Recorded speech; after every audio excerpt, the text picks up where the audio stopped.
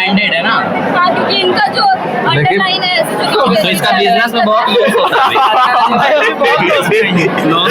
Business minded तो है ना। अभी आप ये बोले थे मेरे बोले थे पापड़ी तो-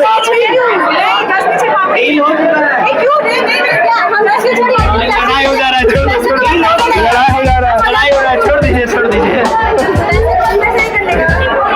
पापड़ी नहीं मिलेगा।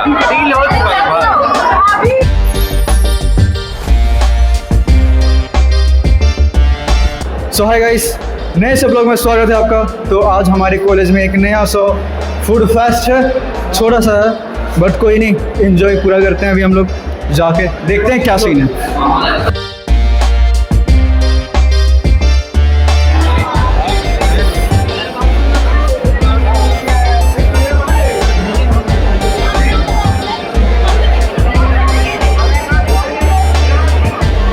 तो यहाँ पे क्या सीन है कि हमें अपना एक सिग्नेचर करना होता है, उस सिग्नेचर के हिसाब से ये लोग हमारा कैरेक्टर जज करते हैं।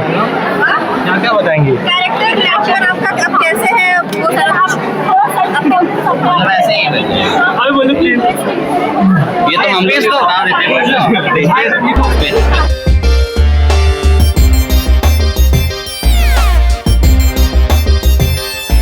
थोड़ा टाइम लगेगा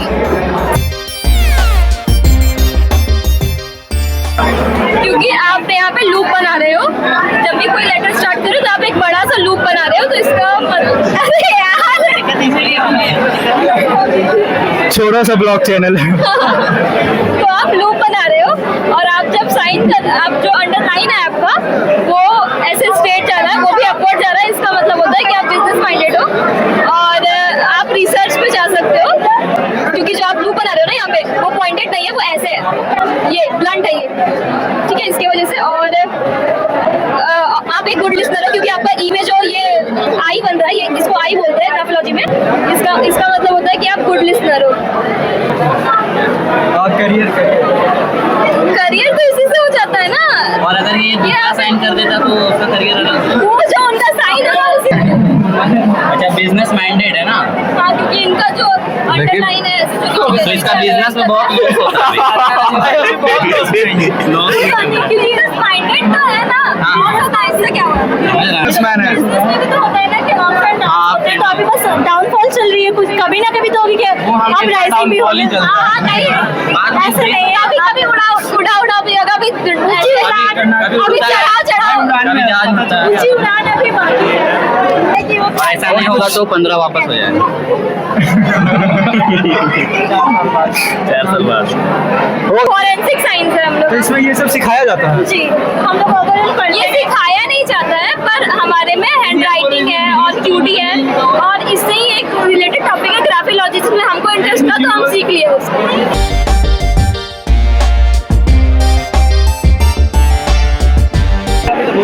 इसको करते क्या? बाल में लगाएंगे भाई। गर्लफ्रेंड्स के लिए नहीं है अभी। नहीं लेके अभी कोई गर्लफ्रेंड है तुम लगा दो।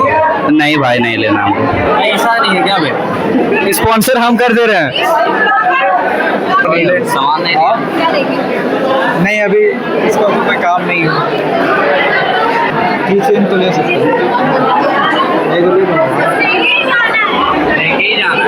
लेके ही जाना है। ठीक है। कितने का? 18 का। 80 भाई। हम 18 सुने। 18 18 रुपये मतलब क्या? 20 का बात क्या बोलिए, बहुत ज्यादा इन्फ्लेशन। पहले पेमेंट करना होगा। अभी किसी और का बन रहा है। माइक कहाँ है तेरा? पहले ही मिल जाता है पापड़ी वगैरह नहीं मिलता है। हमको। अच्छा ठीक है, 2 मीठा 3 तीखा ले टेस्ट कर। सारा मीठा।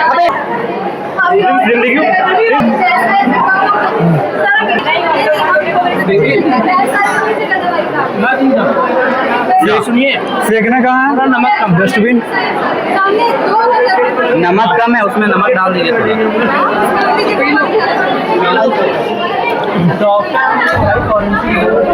बोलो नमक डालने ऊपर से, नमक कम है। नमक कम है, नमक कम है। तो उधर एक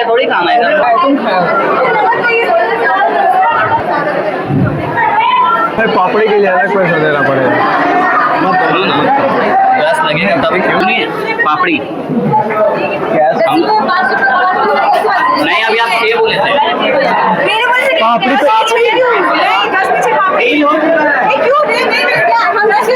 लड़ाई हो जा रहा है, छोड़ दीजिए, लड़ाई हो जा रहा है। लड़ाई हो रहा है, छोड़ दीजिए, छोड़ दीजिए। पापड़ी नहीं मिलेगा।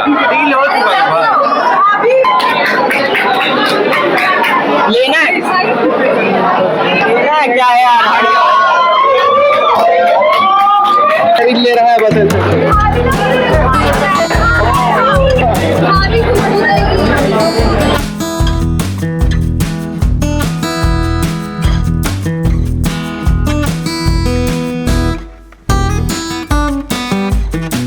कंजूस का टैग हटा लो। नहीं भाई, हमको नहीं हटाना है, हम ठीक ये है, टैग रहेगा ही। हमको कोई दिक्कत नहीं है, खर्चा नहीं करना है, पैसा ही नहीं भाई, गरीब आदमी है। क्या हो भाई? अरे पिछली बार बिरयानी तो खिलाई थी। 5 रुपए दो, 5 रुपए दो ना कोई। 5 रुपए दो, गरीब आदमी मांग लेते हैं। 5 रुपए नहीं, गाली चलने वाला काम कर देता है। अभी हम लोग आए हैं झालमुड़ी खाने के लिए। 40 40। चलो ले लो ले लो। अभी तक कितना सेल हो गया? 5800। 50 कस्टमर आ चुका है। अच्छा 50 कस्टमर आया। प्रॉफिट आ गया।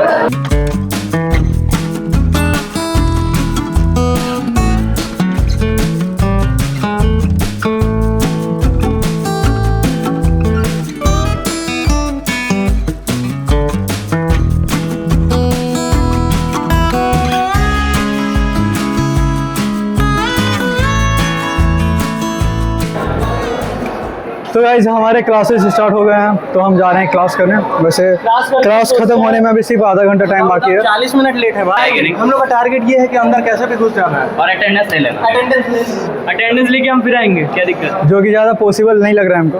मिल जाएगा attendance। करके दिखाओगे? उम्मीद है। 80-20 भाई, 80-20। नहीं दे अटेंडेंस दे देंगे। बस पीछे रहना। सो गाइस 19 सितंबर प्रेजेंट। Target complete. अरे किसका दिखा रहे हो भाई? मर्डरर कौन है वहाँ देखो ना, वहाँ जूम करो, मर्डरर दिखेगा। देखते हैं हम लोग। अभी एक फोरेंसिक का केस है जो फोरेंसिक स्टूडेंट एक्सप्लेन करेंगे, सॉल्व करेंगे और हमें बताएंगे। हमें कुछ नहीं पता इसके बारे में। एक स्टोरी है, एक शॉर्ट स्टोरी है गे का। Gay sexually attracted to the same gender. तो एक विलेज की कहानी है जिसमें एक लड़का रहता है जो कि गे होता है। तो ये बात कुछ विलेजर्स को पता चल जाती है। एज अ सोसाइटी वो लोग एक्सेप्ट नहीं करते हैं, ये चीज़ गलत बोलते हैं। तो वो सोचते हैं कि वो जो लड़का है वो बाकी बच्चे या फिर विलेजर्स को इन्फ्लुएंस कर सकते हैं। तो वो लोग एक प्लान बनाते हैं कि जब वो सिटी से लौट रहा होगा तो एक सेक्युलेटेड फील्ड में उसे मारेंगे। तो मारेंगे तो सोचे कि शायद वो चेंज कर दे, अपना व्यू चेंज कर दे ये सब के लिए। तो वो जब एक दिन आ रहा होता है तो वो लोग छुपे होते हैं कहीं कहीं पेड़ के पीछे में, तो फिर वो उसे मारते हैं वहाँ पे। तो ये है स्टोरी। फिर उसके बाद क्या होता है कि कुछ जो विलेजर्स देख लेते हैं तो उसे वो हॉस्पिटल पहुँचाते हैं। फिर उसके बाद पुलिस आती है तो फिर इन्वेस्टिगेशन शुरू होता है। तो वो सबसे पहले बैरिकेटिंग करते हैं क्योंकि एविडेंस खराब हो सकता है किसी की वजह से, तो उसे सिक्योर करते हैं। फिर हम लोग सर्चिंग करते हैं। तो पहला तो एक ब्लडी स्टिक मिला है, फिर ये हेयर है, फिर ये ब्लड स्टेन है सॉइल पे, और फिर ये वॉच है। तो ये फर्स्ट व्यू है जब वो पीट रहे होते हैं। ये आफ्टर द क्राइम का है। ये क्राइम हो रहा था तब, ये आफ्टर द क्राइम जब पुलिस आ जाती है। ये एविडेंस। हाँ, इससे किलर के बारे में पता चला। हाँ, वैसे तो बहुत सारे विटनेसेस होंगे गांव में, और ये फिर अभी मरा नहीं है, ये जिंदा है। मतलब कि इसका टॉपिक ही है ग्रीवियस हर्ट, मतलब बस हर्ट हुआ है उसे। तो ये खुद जब उठेगा तो वो खुद भी बता सकता है कि ये उन्हें पीटे है। तो ये था इसमें। इंग्लिश है हिंदी?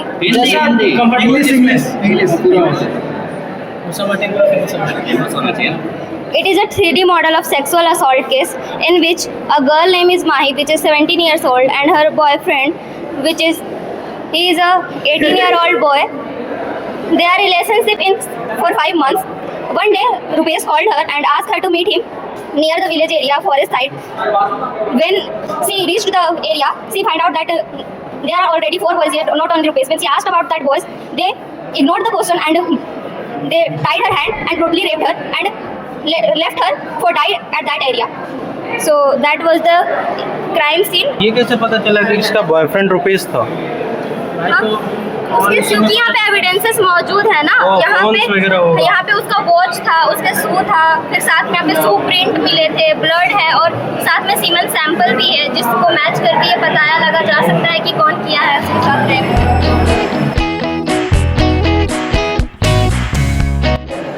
ये एक ज्वेलरी शॉप है। यहाँ पे 1:30 बजे रात को, सुबह का मतलब दोपहर का टाइम था, एक अच्छा रात का टाइम था, रात के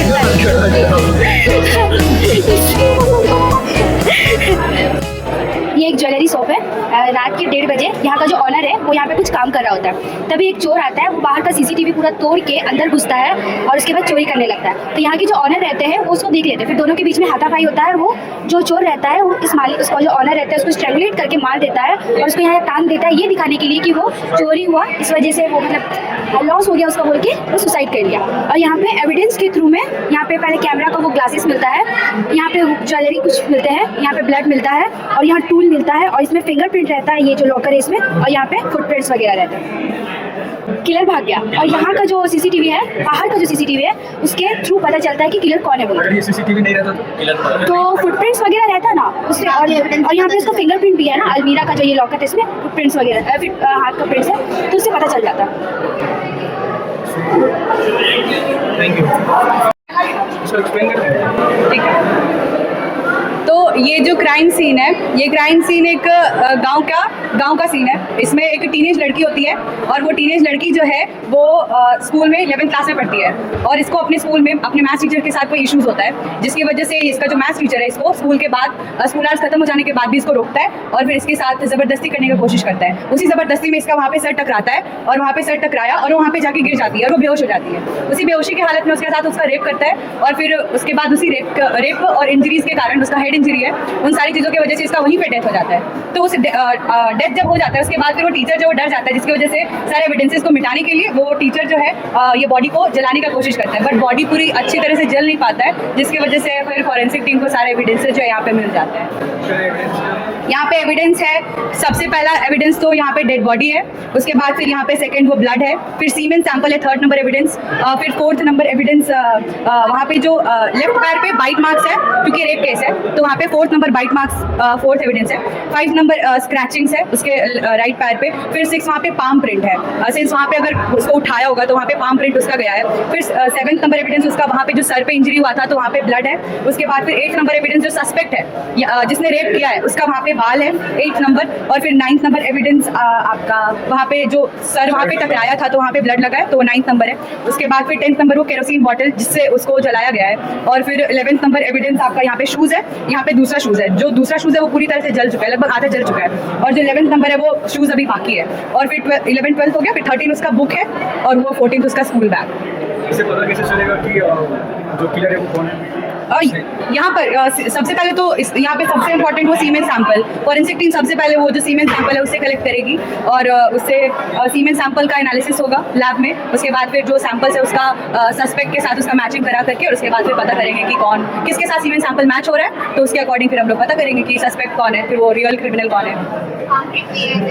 वही तो पाम प्रिंट से हम लोग को मिल जाएगा, वहाँ पे वाइट मार्क्स है, फिर से वो जो केरोसिन ऑयल है तो वहाँ पर भी कोई फिंगरप्रिंट्स मिल सकता है हम लोगों को। ओके